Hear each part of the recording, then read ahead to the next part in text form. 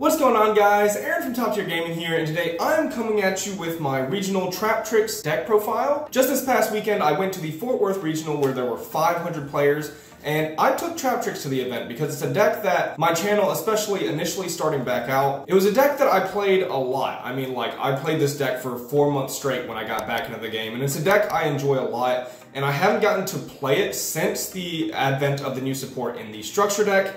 And honestly, playing Traptrix at this most recent regional was some of the most fun I've had playing a deck in a while. Like, I think about my most recent tops like Marincess and Evil Twin Sprite, and those are decks I also like, but they weren't quite as fun to me as Traptrix. I think all the support they got in the structure deck really just made the deck flow so seamlessly, and I really enjoy Traptrix and where it's at now. I'm gonna put my rounds on the screen here so you can see exactly what happened at the event. I ended up going 5-3 and then dropping. To explain my rounds just a little bit, round 1 and 2, I had some very unfortunate games round 1 and 2. So round 2, I remember I went second against Sprite. He set up his full board, and my hand was 3 Mantis, a Dionaya, and a Holtea. Like, opening 4 Traptrix names is already bad enough, but 3 of the same name, very bad. So like, I was having some really awkward hands. And then round 1, I had a very similar situation where like game 3, my hand was really awkward with multiples and no-go second cards. So a really rough couple of rounds, and then I did pretty well 5 rounds in a row. And my last round, you know, sometimes you just lose. I feel like the round 8 that I lost was like the most normal loss I had. Like, my hand was really awkward game 3, and I didn't draw the right go second cards. But those happen often, so no real excuses for round 8. But overall, again, I had a lot of fun. I felt the deck worked really well. Like, everything, it was always playing except like the 3 Mantis hand. That one was just tough. But yeah, so I'm gonna go over my deck profile, and before I do, just wanna let you guys know, Discord link down below along with all of my other social media links. Also, I'm trying to hit 14,000 subscribers. We are super close. I think we're at like 13,950, so we're like 50 subs away. Or something around there. So yeah, if you do enjoy this Yu-Gi-Oh content, you like what you see here, feel free to like and subscribe. It really helps me out and what I do here on the channel. Also, some shout outs before I get into the profile. I do want to shout out my sponsor, Steel Fox Games, for always allowing me to go to these events a little bit easier. Also, shout out to all of you guys again. I did this in my most recent Evil Twin Sprite list as well, where it's always just a blast for me to talk to everyone and all the people who come up and say hi. It's always a great time. So again, thank you guys for that. And without further ado, let's hop into my regional Traptrix deck profile. Alright, so I'm going to be going over my 40 card main deck, my 15 card extra deck, and my 15 card side deck, sort of explain my ratios and why I played what I played. So going ahead and getting into it. Alright, so starting off with our Traptrix monsters, we are running 3 Traptrix Pudica, which is one of the best Traptrix monsters, and the more I played with her at the event, the more I started to realize how important she is for the strategy overall. If you're opening multiple Traptrix names, she's the best normal summon because getting access to the field spell is huge, because being able to use multiple Traptrix names turn 1, especially with Sarah already on the field, is very, very powerful. Also, the thing about her second effect is it's probably one of the more important things to set up, in my opinion. Being able to get her in graveyard turn 1 with Holtea means essentially you have like Fairy Tale Snow-esque removal and interrupts in your arsenal, which is super good because it means if you get hit by like evenly matched or specifically something that hits either monsters or back row, you have an like additional layer of interrupts. So I really liked setting up Pudica in my grave with Holtea. She's also an out to big monsters in that sense, like a Nibiru token as well, and she combos very well with some of your rank 4 XCs in the extra deck. So 3 Pudica was something I definitely wanted to max. Then I played 3 copies of Traptrix Mantis, which I also wanted to maximize because Mantis, in my opinion, is a little bit better of a starter than even something like Mermelio, which is like historically the best starter in Traptrix. I think with the addition of Arachnocampa to the Traptrix deck, Mantis becomes a little bit better because she plays around Ash specifically a little bit more, allowing you to have an extra body so that when you hold Taya, even if they Ash your Traptrix Sarah, which is where most people save their Ash Blossom for, you're still able to make a rank 4. Because Arachnocampa plus Sarah is still full combo, I really like that Mantis is able to search Arachnocampa, as well as searching things like Dionaya, especially if you already have the field spell, it's huge. So you really want to open up with a +1 Traptrix monster so that you get value, and then you make Traptrix Sarah with your link, you know, your link 1. And yeah, that's why I wanted to maximize 3 Mantis. 3, Myrmeleo, and Myrmeleo is historically just the best Traptrix monster, and she's still very, very powerful. In my opinion, she's no longer the best starter, at least it hasn't felt like that to me in a while. Getting a trap hole is really good because accessing Holtea is nice, or getting any other trap hole name for your Holtea is like really card efficient and like resource efficient. But because Sarah can often just set your Holtea anyways, I don't really always enjoy getting an extra trap hole in hand. Now, she arguably still is like the best starter depending on how you want to play the deck. And being able to just get additional interrupts off Myrmeleo is huge. However, I still want to maximize 3 because, again, she is just a Traptrix that +1s on normal summon, and her secondary effect is very good into a lot of matchups, and it's very spammable. Like, you could pop 3 or 4 back row a turn depending on what you have, like Alamaris, the field spell, ways to special summon Traptrix from your grave or deck. So yeah, Myrmeleo is definitely a Traptrix I want to maximize. 3, Arachnocampa, and I've decided to play 3 of this card. Some lists are on 2, some lists are on 3. I've decided to run 3, even though I used to be on 2 because Gamma is getting more popular. Cards like Cyframe Gear Gamma, and believe it or not, even Ghost Ogre, are very detrimental to the Traptrix strategy because if you lose your normal summon and you don't have the field spell, then you're not making Sarah that turn and most of your plays aren't going to be good. Like Holtea is an exception, like if you can use Holtea to make Sarah and then still make plays. But that is few and far between because that's a lot of resources you're spending. So I really like to be able to have Arachnocampa as an extender for either Cyframe Gear Gamma, Ghost Ogre, or anything that wants to remove your normal summon because that's where Traptrix is weakest. So having an extender that can just summon herself quick effect in the main phase is very powerful. She also protects your spells and traps from backer destruction once while they're set each turn. So like you can have your opponent activate Harpy's Feather Duster and you can chain Arachnocampa in your hand, special summon her, and then the Feather Duster resolves, but all your set back row are safe. So Arachnocampa is very good for that. Lastly, I have 2 Dionaya, and Dionaya is the only one I play not maxed out. Honestly, I wish you could play one of her because you don't really want to start with her and she doesn't provide you any extending power like Arachnocampa does. However, oftentimes you'll use 1 Dionaya on your first turn if you discard a trap hole for Holtea, and you want to reset it for maximum value. You'll special a Dionaya, and then you often want 1 for your follow-up turn because the Dionaya is simply 2 bodies, which is very good. So 2 is sort of like the ratio that most people play because it makes the most sense in the fact that you need 1 for combo and you need 1 for follow-up. So that is why we are playing 2 Dionaya. I'm going to be showing off this deck profile sort of by like packages and sort of like what role the cards are playing rather than like monster spells and traps. So getting on into like the extenders or even more Traptrix engine you could call it, I am on 1 Trap Trip Garden. I've recently seen a lot of people on 2 of this and seeing success with it. Me personally, I'll never really understand the reason. I mean, I kind of get it. It's really nice to hard open this sometimes, especially in front of something like Gamma or into just like going second overall. It can be very good as an additional extender. However, I'm sure a lot of Traptrix players can agree there are times where you draw this card and it is awful. Like you either opened exactly Pudica or Arachnocampa or just 1 Dionaya. Like opening this and 1 Traptrix monster that isn't exactly Mantis is pretty just like not great.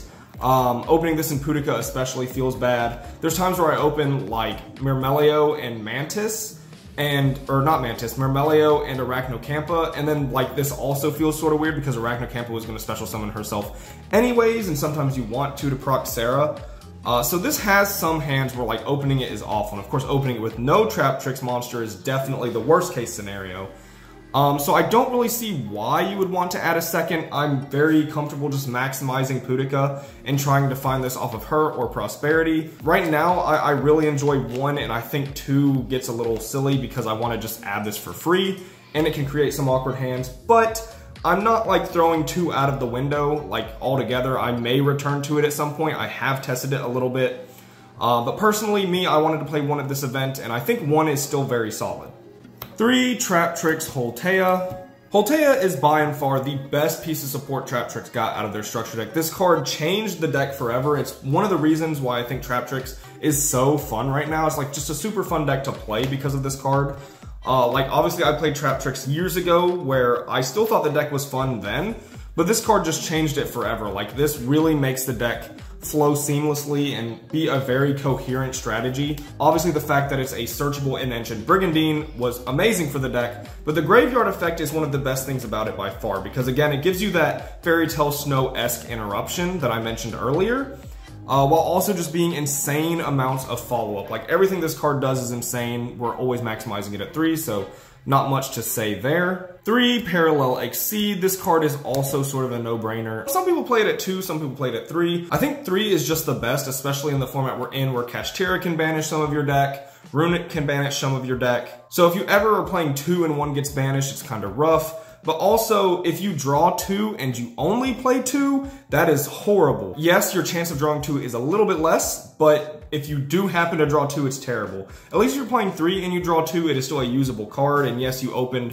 1 additional brick, but at least you can play and get to Rafflesia on summon 5 and protect yourself from Nibiru or make whatever play you need to make. So I do think 3 Parallel, particularly this format, is very important, but it's probably the way to go in almost every format. The last card that I sort of have grouped with the extenders, but you could also consider it a starter, is the 3 Pot of Prosperity. I've placed Pot of Prosperity here because the way I sort of use it usually ends up being like more for extenders than starters. Of course, if you don't open a Traptrix monster, you're banishing 6 of this, and you're making sure you see a Traptrix monster, because if you don't, you really can't play. However, oftentimes I'm using this to either find the field spell, or like Parallel Exceed, or Arachnocampa, to either play through Gamma is a big one, but also just have a better end board. It's usually used for that game 1, and then game 2 or 3, you're finding your side deck cards, like your go second cards, or your go first floodgates, anything like that. All right, for the trap holes and sort of like the go first part package of the deck, I am on 1 Floodgate Trap Hole, 1 Traptrix Trap Hole Nightmare, 1 Gravedigger's Trap Hole, 1 Bottomless Trap Hole, and 1 Terrifying Trap Hole Nightmare. So I'm choosing to play 5 trap holes that are not exactly Holtea, and this is the ratio I think gives me the best versatility options for different situations, but also to where I don't draw just a billion trap holes, especially going second. Like, I see people play all 5 of these, but then they're also playing like 2 Gravediggers and 2 Floodgate. 7 trap holes, especially going second, is just like really rough if you don't win the die roll game 1. So trap holes are something I really don't want to play too many of. In fact, I wish I could play less than 5, maybe take out a Terrifying or a Bottomless, but you really do need these in certain situations. So I think 5 is just the best ratio in my opinion. Yes, Floodgate's really good in a Kashtira, but the 1 Floodgate is normally enough, and then you have Traptrix Trap Hole Nightmare in case you need another option there. I usually find that these 2 take care of Kashtira pretty well. Bottomless is sort of mandatory for Fallen of Albaz specifically. This deck already, in my opinion, has a rough branded matchup, and Bottomless makes it at least somewhat better so that Fallen of Albaz alone can't just rip apart your board. Terrifying is like sort of the only thing that can be used sort of proactively, like it just needs its condition met and then you can activate it at any time, which is huge because it's a trap hole that can out something like access code or be used in battle phase, so it has more versatility in that sense and also has a banish effect. Lastly, I am playing 2 Torrential Tribute. This is gonna seem a little odd. Essentially, there's like a couple of flex spots you get in Traptrix. Like most builds are somewhat pretty standard. However, there's usually like 2 or 3 spots that are either like Book of Moon or Nibiru. I decided to run Torrential because 1, I thought this card was actually like not terrible this format. There's a lot of decks that play into like a lot of monsters. Like they invest a lot of monsters early, like Sprite. And if they don't get to carry it instantly, Torrential is free. Something like Kashtira as well can play into Torrential pretty hard. And it was something I wanted to try out because there's not a lot of decks that can play this card to its maximum potential. Traptrix can because all your stuff is unaffected by trap cards, so that is very good because you will blow up their whole board and you will lose nothing, and then your Sarah will proc. So I don't know if I will continue playing this in the future. I only saw it a few times at the event where it was solid every time I drew it. But like again, it could just be more go second card, which might be better overall. Another positive was that it's a normal trap card for Holtea. So if you take this out for like Nibiru, for example, you're losing 2 normal traps for Holtea, but I don't think Torrential is bad, but I think maybe you can optimize it to not play this card and run something better. For our defensive cards and our hand traps, you know, just the go second flex spots, I am on 3 Ash Blossom. Obviously, Ash Blossom is just a super powerful hand trap this format, and one of this deck's worst matchups, in my opinion, is Branded, so obviously we're gonna max the 3 Ash, even though you probably would want like more powerful go second cards when you're running only like 9 defensive cards, but I think Ash is one you definitely want. 3, Infinite Impermanence. This card is, in my opinion, just like a staple in Traptrix. Like, and a lot of people are going to hear that and be like, well, of course, but actually back in original Traptrix, Imperm was something you didn't always want to play because it had negative synergy in the deck. Because of Shade Brigandine, it was really hard to play both of those cards at the same time. In some hands, it created some really awkward game states, but now it just has like positive synergy because even if you like don't use it as a hand trap, you can discard it for Holtea. So yeah, Imperm now is just, I think, mandatory. It being a normal trap and one of the best hand traps in the game. Obviously, we are going to play 3. Lastly, 3 Evenly Matched. This card is sort of a mainstay in Traptrix as well, because the only downside this card has is that going first, it can be very awkward because it's not a card that's good going first and second. However, in Traptrix, that's sort of mitigated because of Holtea. So because Holtea can discard a trap, now you've sort of taken the only drawback from Evenly Matched and removed it by being able to proc Holtea. So this card should be pretty staple in every Traptrix list. I mean, it's evenly matched. Everyone's running it, especially in Traptrix. So yeah, you want to maximize on 3 of it. All right, that is it for the main deck. On to the extra deck. 3 Traptrix Sarah. Traptrix Sarah is definitely the heart and soul of the deck, and we definitely want to maximize it at 3.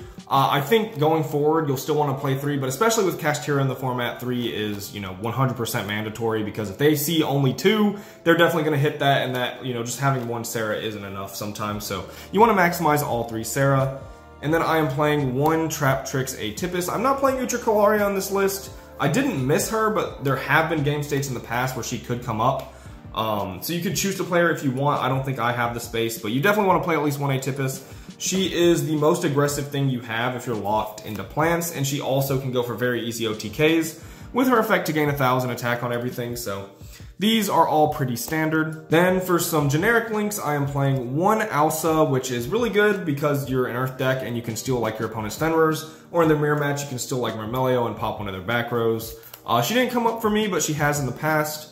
Also to link into something like Nightmare Unicorn, which is a generic link that can remove things, and it's very good to go into your access code because it's a dark, so all the other links you have are Earth, and running the Unicorn to like spin something and bait Imperm and then making access code 53 with 2 pops is, I think, worth it to play the Unicorn overall, like if you're going to play this package. So I'm running the Alsa, Unicorn, and access code. For the Traptrix Xyz monsters, I am playing the 1 Traptrix Rafflesia, which I really don't think you need 2 of this. I've seen a lot of lists play 2. I'm not exactly sure what the second one's for, unless they're just like making 2 turn 1, which I think is not ideal. Like, I'd definitely rather end on a different board. I think 100% you only need 1 Traptrix Rafflesia. Not that playing 2 is wrong, you can definitely play 2 if you like, but in my list I just wanted to play 1. She's one of the most important pieces of the deck and where you want to end. Like your turn 1, you want to have at least Sarah Rafflesia usually. Pinguicula, this is definitely one of my favorite additions from the structure deck. She just gives the deck so much more, especially on your turn 1 board. There have been times where like I have just a regular Traptrix monster like Dionaya, I make Sarah, I parallel exceed, and if you go Rafflesia, you kind of stop there because you have no way to proc your Sarah effect. But if you don't want to play around Nibiru, and you think your hand is too weak just with Sarah Rafflesia, you can like make ping and then search Arachnocampa, and then Sarah can proc and set Holtea, and then you can keep going. And you can end on both of these, which is very nice. Her effect to search obviously just gives good follow-up as well, but also her effect to steal things from your opponent's grave or banish if they're, sent there by a card effect, is very, very big. For example, if like your opponent activates Branded Fusion, sends Fallen Valbaz and Lubellion, or Tragedy, whatever the card they send is, you can then Chainlink to Pinguicula and take the Fallen Valbaz from their graveyard, which can really mess up their plays. And that's just one example. Obviously, Tearlaments are a huge example. And then lastly, we have the Alamaris, which didn't come up for me too much at the event. I didn't play any like back row matchups where I wanted special Mermelio a lot, where she tends to come up.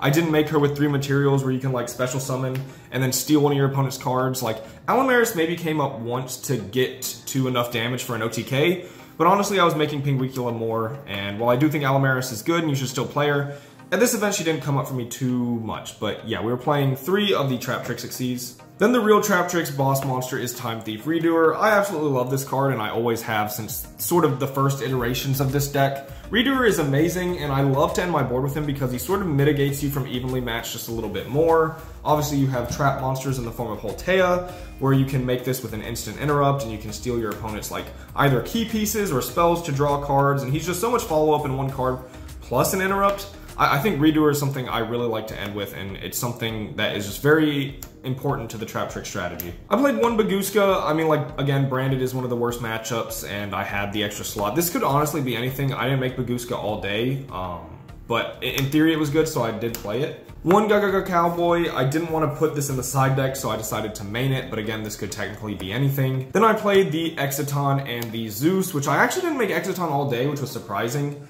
Normally I make this in testing a lot because it's a good way to like try and go second and break a board or like, you know, equalize the game a little bit. Zeus I did make with a Redoer, and of course you're going to play both of these regardless. Like, these are very important cards to play. Having both makes it a little bit weird for Kashtira to choose as well, because it's kind of like having 2 Zeus, but also Exiton into Zeus is nice because you can like Exiton, blow up the board, they might waste an Imperm on it or something. And then if you can go battle phase and make a Zeus, then it kind of fulfilled the same job and played around Imperm. Because if you don't have a way in this list to make 4 material Zeus, because I'm not playing Merrymaker or the Sargos, so Exiton into Zeus is sort of like the substitute for that. And lastly, for the side deck, I really enjoyed a lot of cards in the side deck, even though I felt like I didn't have enough preparation for it going into the event. A lot of the cards definitely put in work, and so I'm sort of excited to talk about them. Starting off with 3 Kurikara Div Incarnate. Kurikara was huge for me at the event. Honestly, every time I drew her, she was doing something pretty impressive. There was like one situation where my opponent's end board was weird, so Kurikara was weird by like sort of extension there. But yeah, Kurikara is a very powerful card that I decided to test over Kaijus. While she put in a lot of work, I don't know if that's how I will play it going forward. I feel like Kaijus have a little bit more synergy with a card like Evenly Matched. But yeah, Kurikara was definitely insane. She won me 1 or 2 games. And then 1 game I lost was because I didn't see her. So you can tell it's a really good side deck card when you lost because you didn't see it. And that's just how powerful Kurikara is. And yeah, I really enjoyed the 3 Kurikara.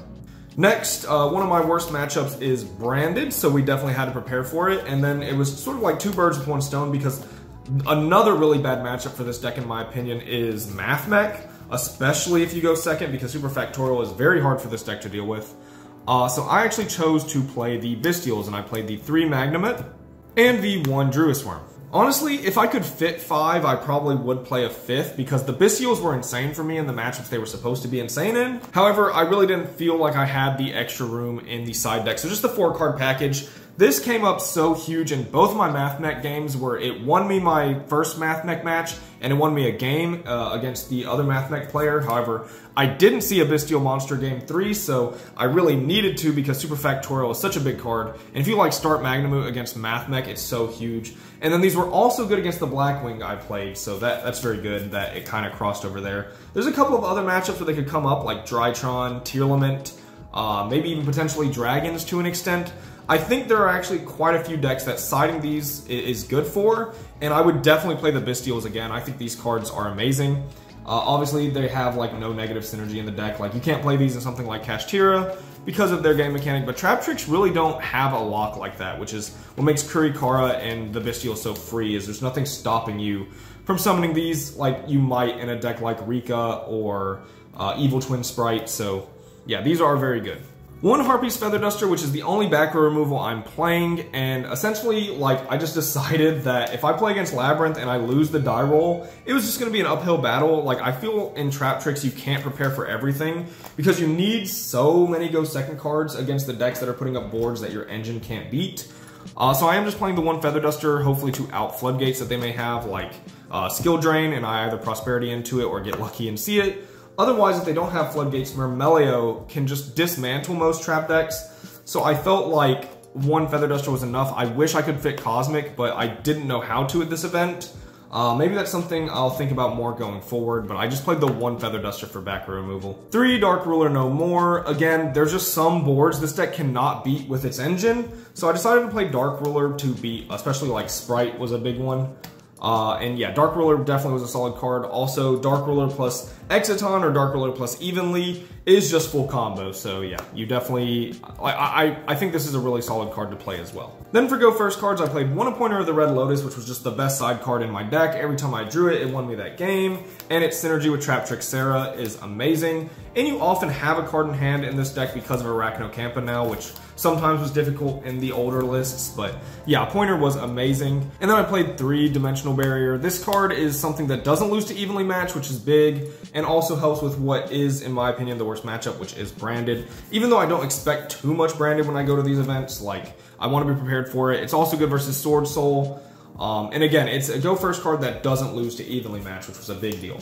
All right, and that's it for the deck profile. I hope you guys enjoyed. If you did, feel free to leave a like and subscribe. Let me know what you guys think down below. How would you change the Traptrix list? I'll be sure to read those because this list definitely isn't perfect. I didn't have that much testing going into the event. And there's definitely things that can be optimized. So yeah, leave your thoughts down below. I'll be sure to read them. Hope you enjoyed. This has been Aaron from Top Tier Gaming. Bye, YouTube.